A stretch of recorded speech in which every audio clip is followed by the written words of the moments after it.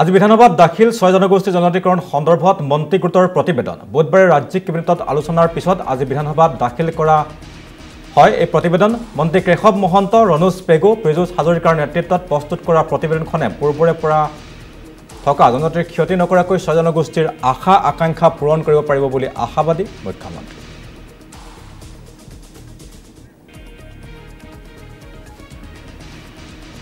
জনগোষ্ঠীৰ জনজাতিকৰণৰ বাবে মুখ্যমন্ত্ৰীৰ এই পদক্ষেপক যুগান্তকাৰী আখ্যা আটাচুৰ সভাপতি বসন্ত গগৈ খিলঞ্জীয়াৰ মনোভাৱ উপলব্ধি কৰি মুখ্যমন্ত্ৰীয়ে লোৱা সিদ্ধান্তক আদৰণি।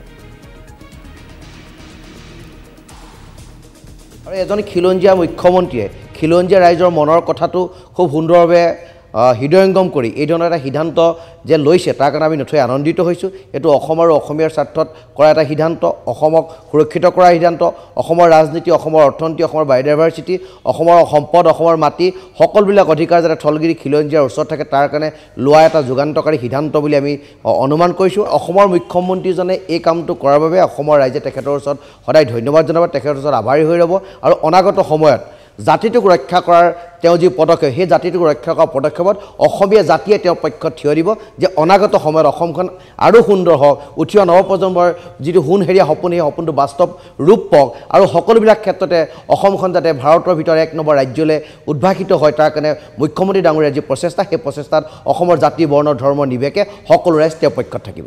এই যি সিদ্ধান্ত লৈছে সেইটো এটা দূৰদৰ্শী সিদ্ধান্ত। এজন সাহসী মুখ্যমন্ত্ৰীয়ে এই পদক্ষেপ ল'ব পাৰে, যাৰ সাহসৰ কাৰণে অসমীয়া বাট চাই আছিল, বিভিন্ন ক্ষেত্ৰত তেওঁ সাহস দেখিছে। গতিকে জাতিটো ৰক্ষা কৰাৰ শেষ যিটো সাহস, সেই সাহসটো তেখেতে দেখাইছে। গতিকে জাতি তেওঁ পক্ষত থাকিব আৰু জাতিক তেওঁ যিটো দিব বিচাৰিছে, গতিকে জাতি সদায় তেখেতৰ চিৰকৃতজ্ঞ হ'ব। আৰু অনাগত সময়তো জাতিয়ে এটা সুন্দৰ সপোন লৈ যে আগবাঢ়িব আৰু সেই সপোনত তেওঁৰ লগত যে সকলো ৰাইজ থাকিব, সেইটো আজি আমি আপোনালোকৰ মাধ্যমত জনাই দিব বিচাৰোঁ। কাৰণ জাতিক তেওঁ যিটো দিব, জাতিও তেওঁক সেইটোৱেই দিব। অসমীয়াৰ অস্তিত্বৰ সুৰক্ষাৰ বাবে 6 জনগোষ্ঠীৰ জনজাতিকৰণ লাগে। বিজেপি চৰকাৰৰ নেতৃত্বত ক্ষীপ্ৰ গতিত আগবাঢ়িছে 6 জনগোষ্ঠীৰ এই দীৰ্ঘদিনীয়া দাবীৰ সমাধানৰ পদক্ষেপ। এই মন্তব্য বিজেপি বিধায়ক মৃণাল শইকীয়াৰ।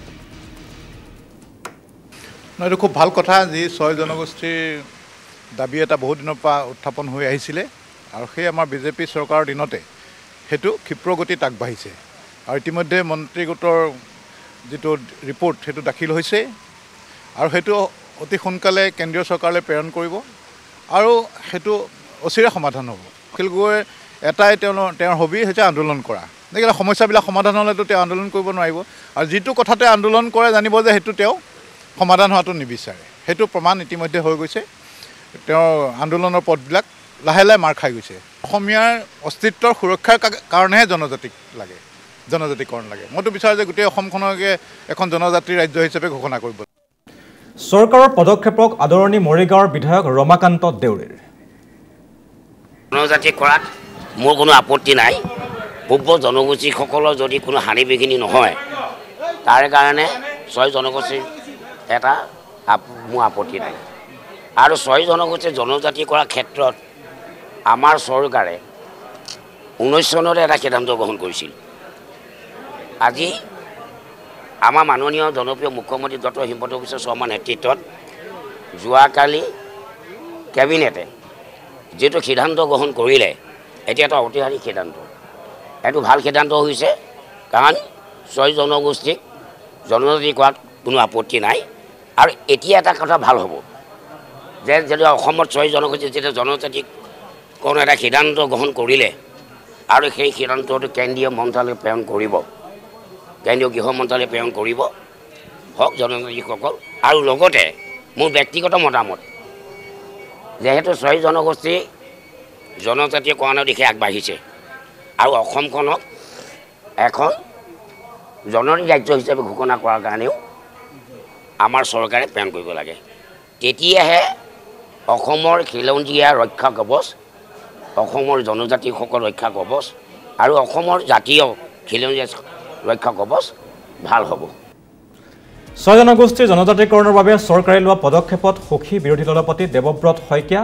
শীতকালীন অধিৱেশনতে ইয়াক আইনত পৰিণত কৰিবলৈ পৰামৰ্শ দেৱব্ৰত শইকীয়াক। এতিয়া মই সুখী, কিন্তু মই অনুৰোধ কৰিম যে ইয়াতে তেওঁলোকৰ দায়িত্ব শেষ হ'ব নালাগে। কেবিনেটৰ যিটো অপ্ৰাসংগিক আছিলে যোৱা সময়ছোৱাত, এতিয়া এই কথা প্ৰাসংগিকতা কৰিবলৈ চলিত শীতকালীন যি সংসদৰ অধিৱেশন তাতেই 6 জনগোষ্ঠীৰ আশা আকাংক্ষা পূৰণ হোৱাকৈ যিখন বিল উত্থাপন কৰি আইন কৰিব লাগে ইয়াক আইনত পৰিণত কৰক। যদি বিলখন আইনত পৰিণত হয় তেতিয়াহ'লে আশা আকাংক্ষা বহুখিনি পূৰণ হ'ব।